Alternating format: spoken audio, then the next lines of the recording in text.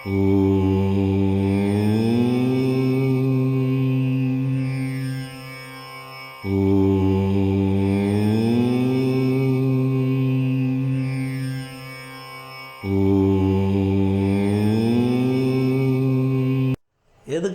மருத்துவம் சொல்லணும்? காய்ச்சல் சளி. காய்ச்சல் சளி. சரி, காய்ச்சல் சளி. சரியா? காய்ச்சல்னா என்னன்னு தெரியுமா? ஓகே, நம்ம உடம்போடைய டெம்பரேச்சர் பற்றி தெரிஞ்சுக்கணும். எப்பயுமே உடம்பு வந்து டெம்பரேச்சர் தெரிஞ்சுக்கணும். 98.4 ஆர் 98.6 அப்படின்னா இந்த பாடி டெம்பரேச்சர் இது நார்மலாக இருக்குங்கிற கண்டுபிடிக்கிறதுக்கான ஒரே இதுக்கு என்ன மீட்டர் யூஸ் பண்ணி கண்டுபிடிப்பாங்க? தெர்மாமீட்டர் கிடைக்கும்ல. இப்போ வந்து டிஜிட்டலில் கிடைக்குது, 125 ரூபா டிஜிட்டலில் கிடைக்குது. ஒரு செல் இருக்குல்ல, ஒரு செல் வந்து அதனுடைய டெம்பரேச்சர் கரெக்டாக இயங்கணும் அப்படின்னா இந்த டெம்பரேச்சரில் தான் இருக்கும். அப்படின்னா செல் வந்து ஹெல்த்தி அப்படின்னு அர்த்தம். புரிஞ்சா? அப்போது 98.4 ஆர் 98.6குள்ளே இதுதான் பாடி டெம்பரேச்சர், நம்ம மனுஷனோட டெம்பரேச்சர் இதுதான். இதை தாண்டி 99 அப்படின்னு ஆச்சுன்னா அதுக்கு பேர் வந்து ஃபீவர் அப்படின்னு அர்த்தம். 99லேருந்து 100 போச்சுன்னா அதுக்கு பேர் ஃபீவர். 99லேருந்து 100, 101, 102, 103, 104 வரைக்கும் இப்போ வந்துட்டுருக்கு காய்ச்சல். இது ஏன் அந்த காய்ச்சல் அப்படி 98.4லேருந்து 99க்கு மாறணும்? எதனால் மாறணும் உங்களுக்கு ஐடியா தான் இருக்கா?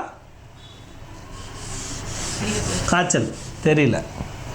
அப்போது எப்படின்னா நம்ம உடம்பில் அந்த செல்லுக்கு எனர்ஜி கிடைக்கலனா கரெக்டாக அது கிடைக்கிறக்காக என்ன பண்ணும்? தன்னுடைய டெம்பரேச்சரை இன்க்ரீஸ் பண்ணிக்கும்.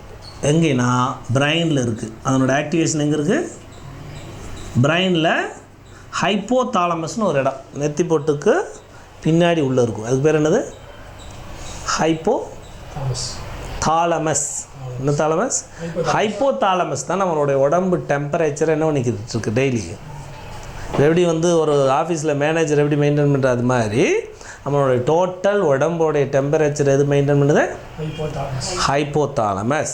இந்த ஹைப்போதாலமஸ் என்ன பண்ணும்? உடம்பில் எங்கேயாவது வந்து அடிபட்டாலோ, புரிஞ்ச நல்லது, இல்லை அபரிமிதமான கிருமிகள் உள்ளே வந்தாலோ, சரியா? புரிஞ்ச மெத்தட் இப்படி தான். ஒன்று அடிபட்டு கீறலாகி காயம் ஏற்பட்டாலோ, அல்லது உள்ள கிருமிகள் வந்தாலோ, இல்லை சளி பிடிச்சி தன்னால் ப்ரீத் பண்ண முடியலனாலையோ, சரிதா? இல்லைனா உடம்பில் இரும்புச்சத்து கம்மியாகும் போதோ, நல்லா இருங்குதா? இரும்புச்சத்து கம்மியாகும் போதோ 99க்கு போயிடும். அதுலேருந்து 100, 104, 102 போயிடும். ஹைப்போதாலமஸ் என்ன ஒன்று செல்களுக்கு கமாண்ட் பண்ணிடும். எதுக்கு கமாண்ட் பண்ணுது? உடம்பு டெம்பரேச்சர் இன்க்ரீஸ் பண்ணும்போது ஹார்ட் பம்பிங் அதிகமாகும். பம்பு அதிகமாகும் போது காலுக்கு, இப்போ காலில் ஒரு இடத்துல காயம் ஏற்படுது, அதில் வந்து கிருமி தொத்திக்குதுன்னு வச்சுக்கோ, அதை அழிக்கணுமா? அதை ரீபில்ட் பண்ணணுமா? உடனே என்ன பண்ணும்? கமாண்ட் ஹைப்போதாலமஸ் உடம்பு ஃபுல்லாக வெப்பமண்டலத்தை உற்பத்தி பண்ணிவிட்டு பம்ப் கரெக்டாக ஹார்ட் என்ன பண்ணும்? பம்ப் அதிகமாகி அதுக்கு டக்குன்னு T செல் இம்யூன் சிஸ்டத்தை அனுப்பிச்சு என்ன பண்ணிடுறத உடனே 2 நாளில் காய்ச்சல் பார்த்துருக்கீங்களா?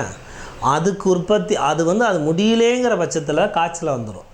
அதுக்கு பேர் தான் காய்ச்சல். இப்போது ஒரு தண்ணி குடிக்கிற, அதில் கிருமி இருக்குது, அதனால் பாக்டீரியா உள்ள உடம்புக்குள்ளே வந்துடுது. உடனே உடம்பு என்ன பண்ணும்? ஹைப்போதாலமஸ் என்ன பண்ணும்? அதே மாதிரி ஹீட்டை உற்பத்தி பண்ணி அதை அந்த செல்களை அழிக்கிறதுக்காக உடம்பு என்ன பண்ணிடு? 99லேருந்து 101 அது எது வேணால் வச்சுக்கோ ஆக்கி அதை ரெடி பண்ணுற வரைக்கும் என்ன பண்ணும்? 3 நாள் காய்ச்சல் இருக்கும். இந்த 3 நாள் காய்ச்சல் வந்து கம்பல்சரி இருக்கும். என்ன மருந்து கொடுத்தாலும் சரி என்ன பண்ணும்? 3 days என்னது அந்த ரெடி பண்ணிவிட்டு நார்மலுக்கு 98.4 ஆர் 98.6க்கு வந்துடும். இது தெரியாமல் என்ன பண்ணக்கூடாது? அந்த கிருமிகளை அழிக்க முடியலன்னா நம்ம என்ன பண்ணலாம்? ஹெர்பல் எடுத்துக்கலாம். இப்போ வந்து உடம்புனால அந்த கிருமியவே அழிக்க முடியாத சூழ்நிலை வருமா?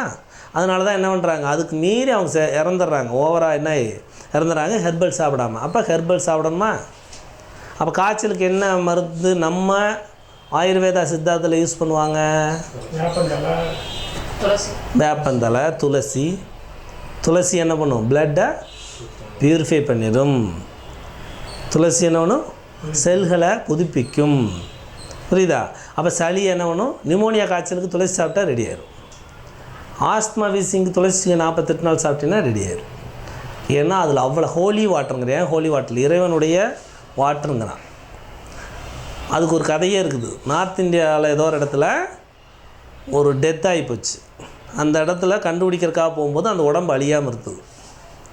அப்புறம் ஏன்டா ரொம்ப அந்த உடம்பு அங்கே வந்து கொலை பண்ணி போட்டாங்க. அது மினிமம் 10 வருஷமாக அப்படி இருக்குது. ஏன்?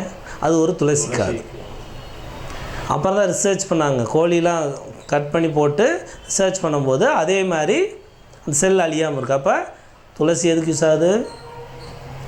சளியை ரிமூவ் பண்ணிடும், காய்ச்சலை ரெடி பண்ணிடும், ஹார்ட்டை நல்லா வச்சுருக்கும். புரியுதா? பிளட் சுத்தமாச்சுன்னா உடம்புல நோய் வராது. அப்போ மெயினான ஃபீவருக்கு மெயினான உணவு மருத்துவம் என்னது? ஹெர்பல், துளசி. இப்போ உடம்புல அதுவாக ரெடி பண்ணிகிட்ருக்கு. அதோட அடிஷ்னலாக என்ன பண்ணுறான்? பூஸ்டப் பண்ணாங்க. துளசி வாட்டர் குடித்தா என்ன ரெடி ஆயிடும். இன்னொன்று நிலவேம்பு வாட்டர். நிலவேம்பில் பல மூலிகை கலந்துருக்கு. அதில் நிலவேம்புங்கிறது நிலத்தில் இருக்கின்ற வேம்பு. உடனே வேப்ப மரம் இல்லை, நிலத்தில் படர்ந்துருக்கின்ற ஒரு வேம்பு. அது 50% இருக்கும், அதர் மூலிகை இருக்கும். நிலவேம்பு சாப்பிட்டா என்ன ஒன்று? கசப்பு. கசப்பு சாப்பிட்டா என்ன ஆகும்? கிருமி என்ன ஆயிடும்.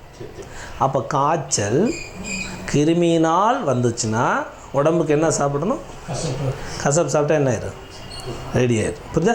சளி பிடிச்சி காய்ச்சல் வருது, அது கிருமினால் வருதா? லங்ஸ் இன்பேலன்ஸாக மூச்சு இழுக்க முடியல, அது இரும்பு சத்தால் வர்றது. புரியுதா? இரும்பு சத்து இல்லைன்னா நம்மளால் ப்ரீத் பண்ண முடியாது, இழுக்க முடியாது. அப்போ ஒருத்தவங்களுக்கு வீசிங் ட்ரபிள் இருக்குது அப்படின்னா பயங்கரமாக வந்து அவங்களால மூச்சு விட முடியல, ஆஸ்துமா இருக்குது, அவங்களால கரெக்டாக ஜீரணமாகலை, வயிறு ஜீரணமாகுது, புண்ணு வருது அப்படின்னா அவங்களுக்கு என்ன இல்லை? என்ன கண்டு இல்லை? இரும்பு சத்து. இரும்பு சத்து எங்கே இருக்குது? உணவில் என்னென்ன இருக்குது? இரும்பில் பேரிச்சி மரத்தில் இருக்குது, வெந்தயத்தில் இருக்குது, கருவேப்பிலையில் இருக்குது. வேற என்ன இருக்குது சொல்லு? முருங்கை மரம், முருங்கையில் இருக்குது. இன்னொன்று என்ன இருக்குது? வெளியில் இருக்குது, காற்றுல இருக்குது. காற்று நல்லா ப்ரீத் பண்ணி நல்லா வந்து சுக பிராணாயாமம். காற்றை டெய்லி ஒரு காலையில் 15 நேரம் சொல்லி கொடுத்தல, பிராணாயாமம் பண்ணாலே, மூச்சு பயிற்சி பண்ணாலே இயற்கையாக இரும்பு எதுக்குள்ளே இருக்குது? காற்று வெளியில் இருக்குது. அதை இழுத்தோம்னா அது ஆக்சிஜன் பெற்று என்ன ஒன்று நுரையீரல். காய்ச்சல் வந்து எதனால் வருது? புரியுதா? காய்ச்சல்னு சொல்லிவிட்டு நீ டாக்டர்கிட்ட போனேன்னா அவர் ஒரு மருந்து கொடுப்பாரு, அதனால வயிறு புண்ணு வரும். வயிற்று புண்ணு வந்தோடனே அது என்ன ஒரு கதையே இருக்குது. அந்த வயிற்று புண்ணானா அல்சர் ஆகும். உடனே அவர் என்ன பண்ணுவார்? இன்னொரு டாக்டர்கிட்ட போவார். அப்படி போகும்போது அங்கே அவர் ஒரு மருந்து கொடுப்பாரு. அப்புறம் என்ன பண்ணார்? அதனால ஸ்கின் டிசீஸ் வரும். உடனே அவர் வந்து ஸ்கின் டாக்டருக்கு அனுப்பிச்சுடுவார். உடனே ஸ்கின்னுக்கு என்ன ஒரு மருந்து போடுவோம்.